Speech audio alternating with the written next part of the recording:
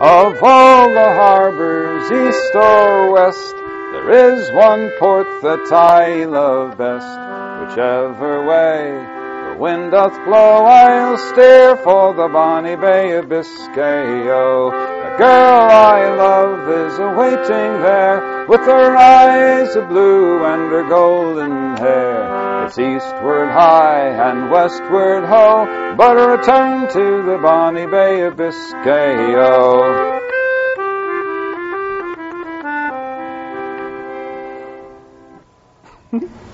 Welcome to Human Ties, the program about the humanities from the New Hampshire Humanities Council. I'm Debbie Watrous, the Executive Director, and we start in a different way with Jeff Warner, folklorist and musician, who's going to talk to us today about the songs of old New Hampshire, banjos, bones, and ballads, and the ways that you keep the stories and songs of New Hampshire alive through music. Welcome, Jeff. Thank you, Deborah. And Jeff is a scholar who travels around the state as part of our Humanities to Go Speakers Bureau, is also a New Hampshire State Council on the Arts Fellow and performer that travels through the Arts Council roster as well, and a folklorist who's done a lot of collecting and of songs and stories.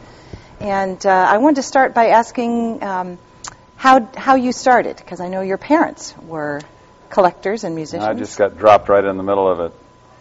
My father, Frank Warner, was from Alabama and North Carolina. My mother, Ann, was from Missouri.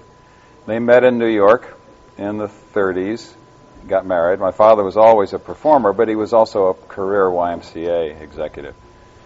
But somebody showed him a mountain dulcimer. Most of us know what those are now because of a woman named Jean Ritchie who came out of Viper, Kentucky in the 50s and played a mountain dulcimer, and also from other than pop singers who started to use it. But it was relatively unknown outside of the Southern Mountains in the 30s, and my parents fell in love with the instrument, asked who made it, found out it was a rural man in western North Carolina, Nathan Hicks, and they wrote to him and said, would Nathan make one for my parents? And he said he would, but he didn't even have enough money to send it. So they'd have to send the money down. Poverty, Appalachia. And my parents decided to go down to see them and walked into their deep mountain cabins in 1938, fell in love with the people, and established a relationship which went on. Well, it goes on to this day with their kids and their grandkids and me. I have a picture. I have some pictures here. And I thought I would show you. This is a dulcimer. On the far left there, Nathan Hicks was the man who made that dulcimer for my parents. Pull it this way just a little bit. There we go. Now we can see the dulcimer. Okay. And this was the front porch of a house in western North Carolina in Pick Britches Valley, way back there on the Tennessee border, where so much of that old music was still going from the way it had in the 18th and 19th century, because it hadn't been disturbed by electricity and radio. And it was on this porch and swapping music with these people that the legacy, the travel began for me. I had the opportunity, probably against my will at 3, to go on some of these field trips. This is me with an upstate New York lumberjack named John Galusha, unusual name, Irish name, Galusha, Galusha. But now in the years gone by, I've gone back and listened to the recordings that my parents made of him, and he's probably the most influential traditional singer on my style altogether. So I got a chance to travel with folks and hear my father do these songs. I just accepted it as normal. And by the time I was coming into high school and college, it was also popular music. So I had it reinforced from the outside and just never stopped. I thought I might have a career in editing and publishing, and I worked with AA for a few years. But then a friend of mine asked me to come help run a music school with him on Long Island. And I said, here's the crossroads. So I decided to go into the music and worked at that school for 9 years, and I've been a traveling musician ever since. Can you give us a little example of the Appalachian music that... Well, I will. Sure. Nathan Hicks was the man who made the dulcimer. his son-in-law was named Frank Prophet. And Frank Prophet got to be somewhat famous because he taught a song called Tom Dooley to my father, who took the song Tom Dooley and taught it to Alan Lomax in New York, who put it in a book. The book traveled around the country, and Kingston Trio heard it, and it exploded as a song around the world. And I probably should do a little bit of that. So your father was instrumental in bringing Tom Dooley to the world. Wow. Yes. And not only that, when my father learned the song Tom Dooley, he kind of inadvertently changed it, and what he changed it to ended up being what the Kingston Trio sang, more or less, because for folks who don't remember, the hit song went something like, "Hang down your head, Tom Dooley, hang down your head and cry. Hang down your head, Tom Dooley, poor boy, you're bound to die." Some different from when we went back to record Frank Prophet and could hear him sing it of the way it came out. More like this.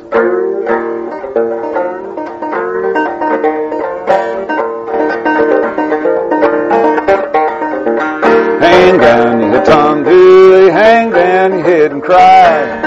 Kill little Laurie Foster, now you're bound to die. Met her on the mountain and there you took her life. Met her on the mountain and stabbed her with your knife. Hang down your head, Tom Dooley, hang down your head and cry. Kill little Laurie Foster, now you're bound to die.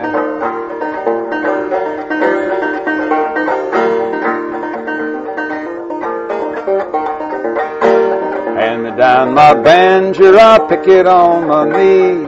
This time tomorrow it'll be no use to me. Hang down your head, Tom Dooley, hang down your head and cry. Kill little Laurie Foster, now you're bound to die. Well, Frank Prophet, who made this banjo, and whose picture I'll show you in a second, his great aunt was at the hanging of Tom Dooley in 1868. So it was really a personal thing in his family, as was this banjo. And the banjo is a centerpiece of all of my talks about traditional music.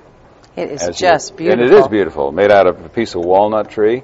And this part here, as Frank told me, was a groundhog was in the wrong place at the wrong time. And a piece of... New Hampshireites would appreciate the use of groundhog. Much better use than in the garden. I think of Donald Hall writing about, he's a peace-loving man except for the groundhogs. Well, that is a good use, and I hear they're good eating, too. That's what my neighbor used to tell me, yeah.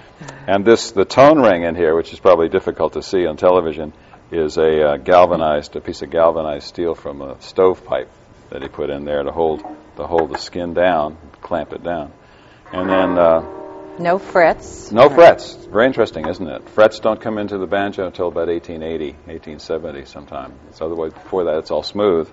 And Frank said they had two ways of making strings. One was to take twine and put beeswax on it and stretch it tight. And the other, of course, was animal intestines to use that. But I thought that was disgusting as a kid, and I pulled them off right away and got some strings from the store. A picture. Those are metal strings you have on now? Yeah, those are metal strings now.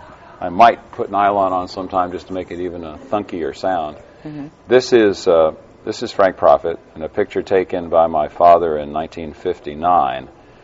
By this time, my parents had gotten tape recording rather than having to work with their silly old disc cutters in the field. And so the big old boxy box there is a tape deck, and Frank is putting on tape some of his reminiscence about his childhood growing up in the mountains. He was born in 1913. And playing one of his banjos, and if you look deeply into the picture, you can see yet another banjo that he's working on. Oh, yeah. He made about 100 in his life, and they're all over the world now. And people who know are very eager to have a Frank Prophet banjo. Even in a talk in New Hampshire about New Hampshire music, I always have this instrument with me and talk about it because the banjo is an American icon. A lot of people have always felt that it was invented here, but in fact it's an African instrument. So it was brought over by the slaves against their will, and they had always used a big old gourd and cut it in half, dried it out, animal skin, tacked on a stick and a couple of strings. And Thomas Jefferson had slaves and used to walk amongst them at night and hear the banjo ring, he said. And we think what he meant was this little thumb string, which makes it Asian and African. Don't see them in European instruments. And is plucked by the thumb all the time in this African style of hitting down with the back of the nail.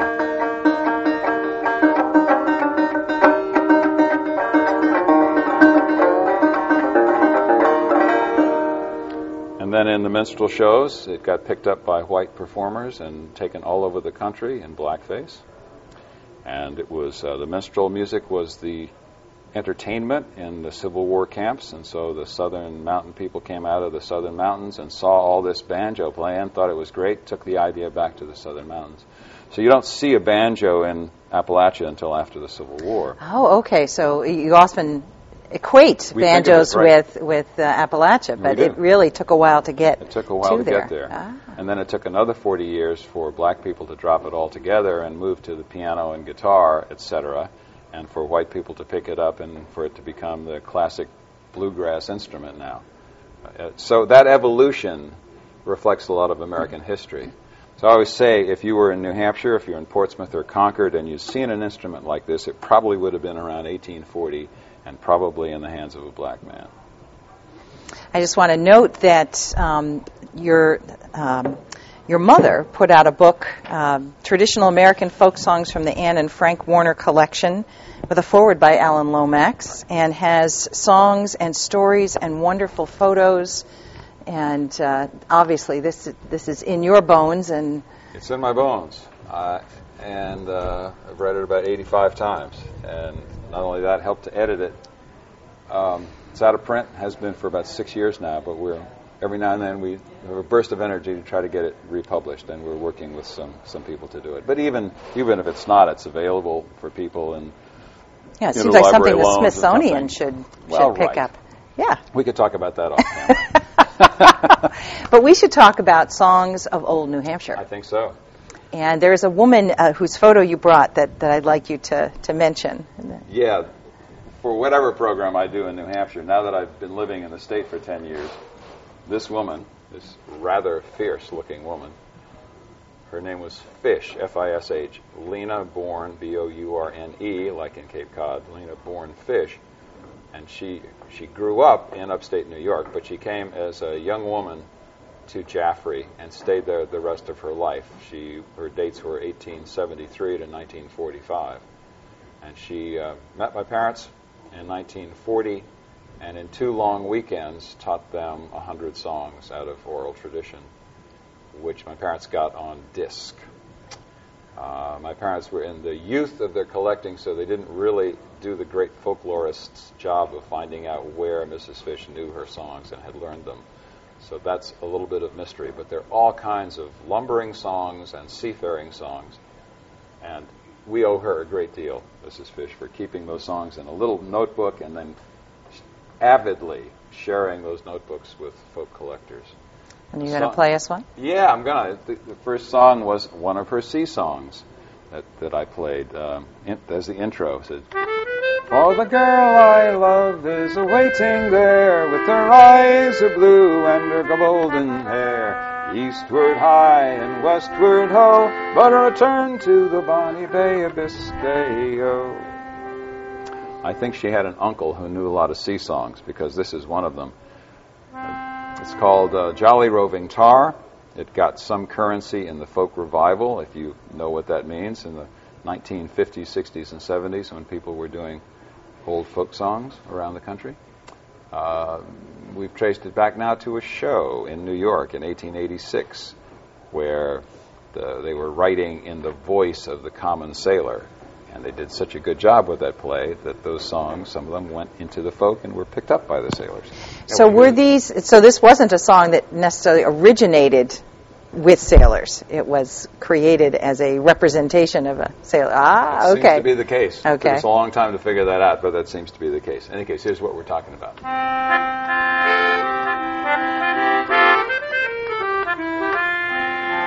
Ships may come and ships may go as long as the sea doth roll. Each sailor lad, just like his daddy, loves the flowing bow. A trip ashore he does adore with the girl that's plump and round. When your money's gone, it's the same old song. Get up, Jack John, sit down. Come along, you jolly brave boys. There's lots of grog in the jar. We'll plow the briny ocean with the jolly roving tar. When Jack gets in, it's then he'll steer for some old boarding house. They'll welcome him with the rum and gin. They'll feed him on pork souse. He'll lend and spend and not offend till he lies drunk on the ground. When your money's gone, it's the same old song. Get up, Jack John, sit down. Come along, you jolly brave boys. There's lots of grog in the jar. We'll plow the briny ocean with the jolly roving tar. There's more to that song. If you want any more, you can come see one of my programs. And let's mention when the next couple of programs are taking place. December 1st with the New Hampshire Antiquarian Society in Hopkinton. In Hopkinton, right? That's open to the public, and that's the 1st in the afternoon. I have to check my website now to think about what time it is. I know it's 1 o'clock, I think, or 12 o'clock. JeffWarner.com. JeffWarner.com. I'm sitting there waiting.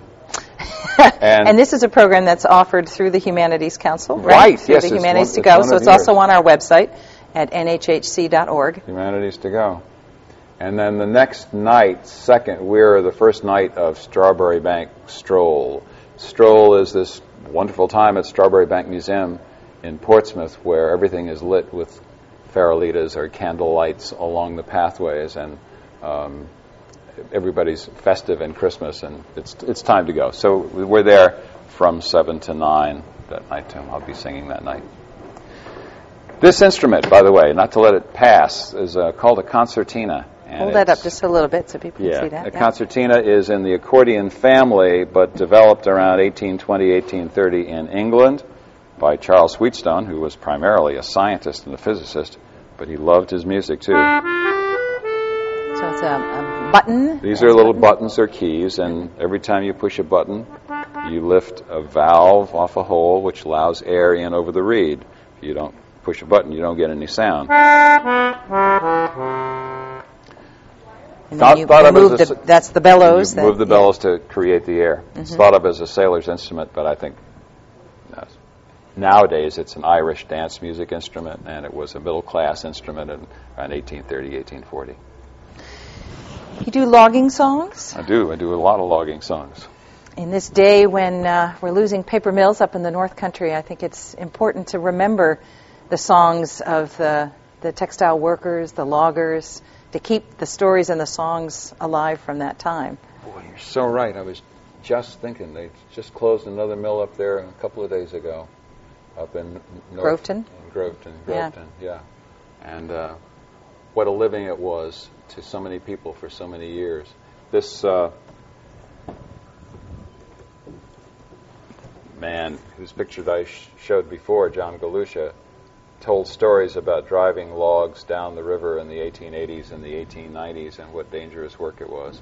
I know maybe a half dozen songs about guys who got killed in those log jams and the river drives. But here's a nice little one, a nice little sort of sweet song that the loggers sang. This one from Ontario, but it might as well be New Hampshire because they all shared their songs. And from Michigan to Maine, you can find the same logging camp songs. It said, I am a jovial shanty boy, I love to sing and dance. I wonder what the girls would say if they could see my pants. 15 patches in the front and 16 in the stern. I wear them while I'm in the woods and home I do return. I'm on my jovial way and I'll spend my money free. I have plenty, come and drink lager beer with me. And it goes on, but it's a very jovial song. And he sounds kind of proud of those pants with all the patches. It is. I always have to, the word shanty comes up twice in almost every one of my programs. Once as a work song aboard the old sailing ships, and another as the long log house the men lived in the winter in the 1890s when they were logging, because they only worked in the winter when they could move those heavy logs on ice and snow, and there was no roads in or out, so they couldn't come home at night.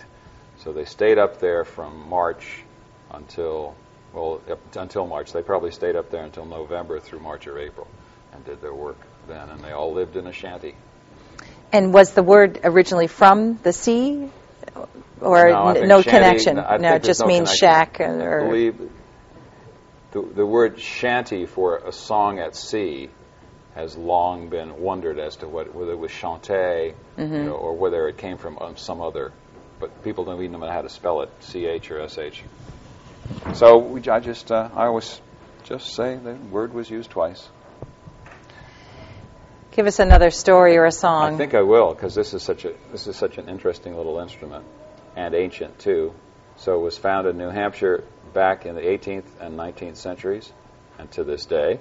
It's a Jew's harp or a Jaws harp that you play with your teeth, though it came from Asia first, and no doubt came to America first with Christopher Columbus. Stick it on your teeth right here, and then you hit this little thing, and your head is used as a gourd to amplify the sound, which is almost nothing. And then by moving your tongue back and forth and blowing on it, you can alter the rhythm and pitch.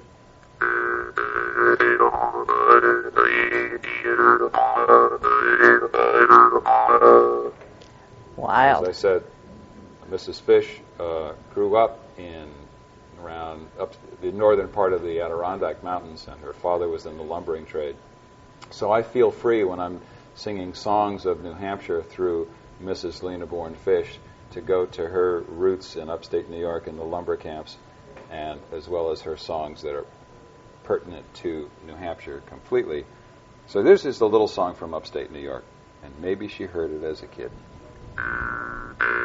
It's about the American Revolution and taking back the city of New York from the English.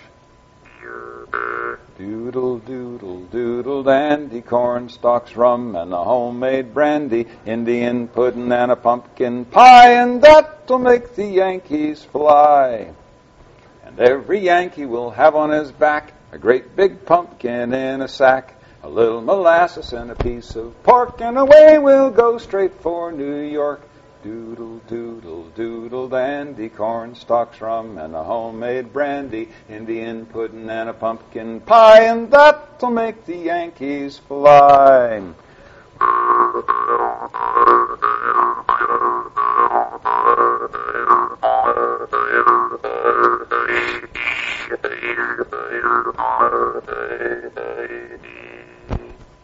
Cheap and fun.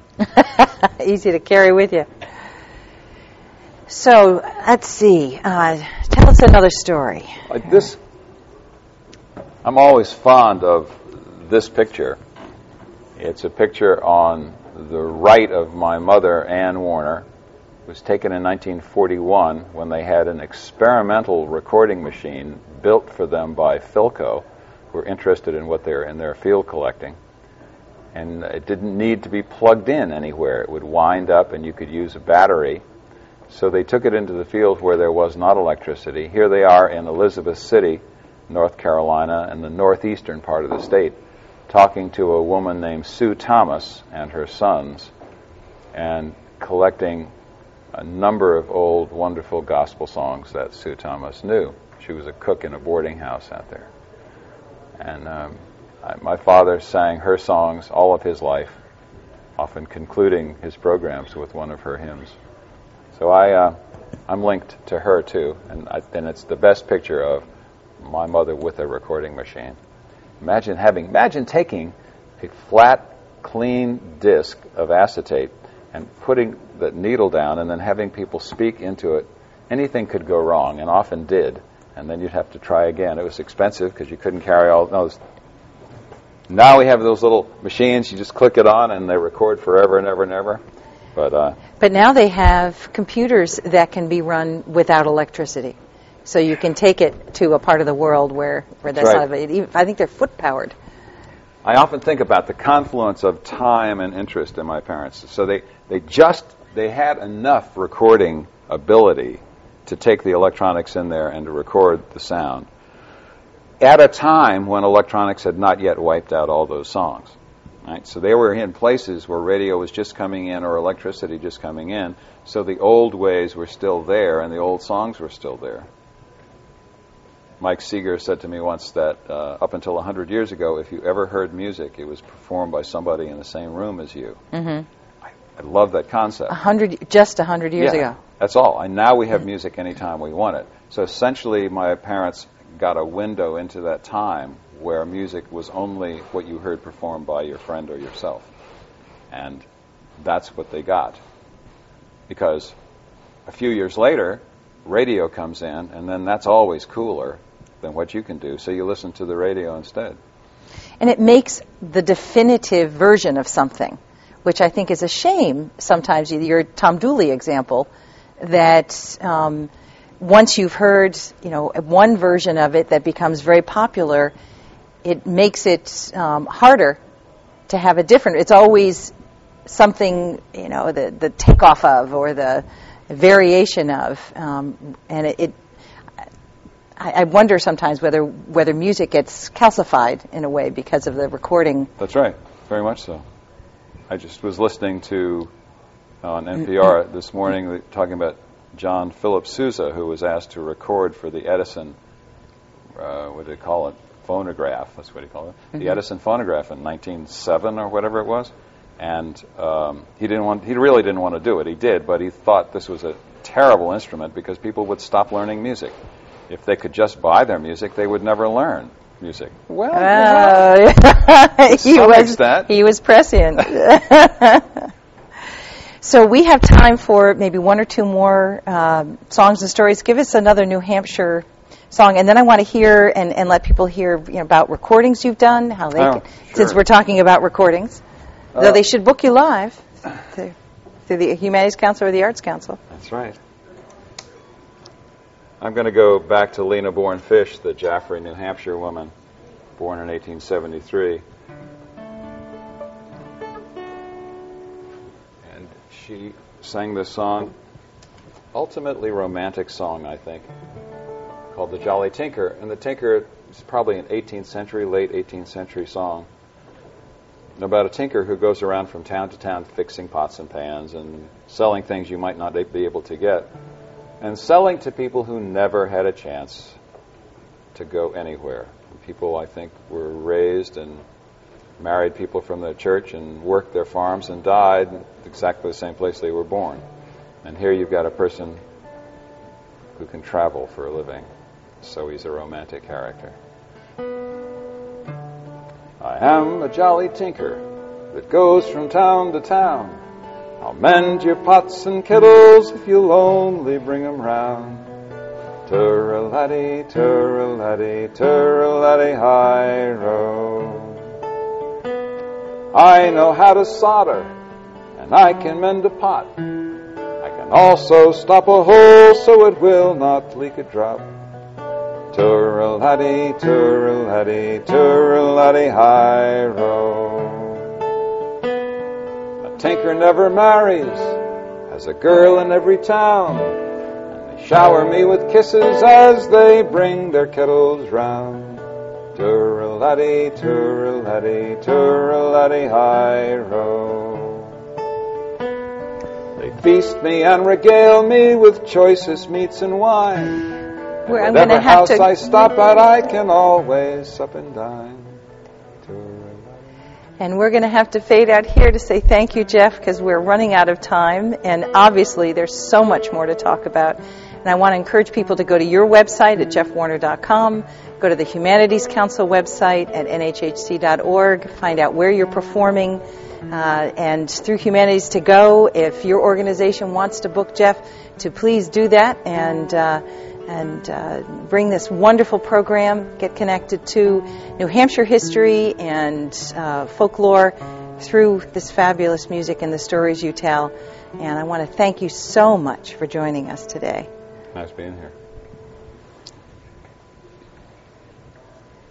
Join us again for Human Ties, and be connected with ideas through the New Hampshire Humanities Council.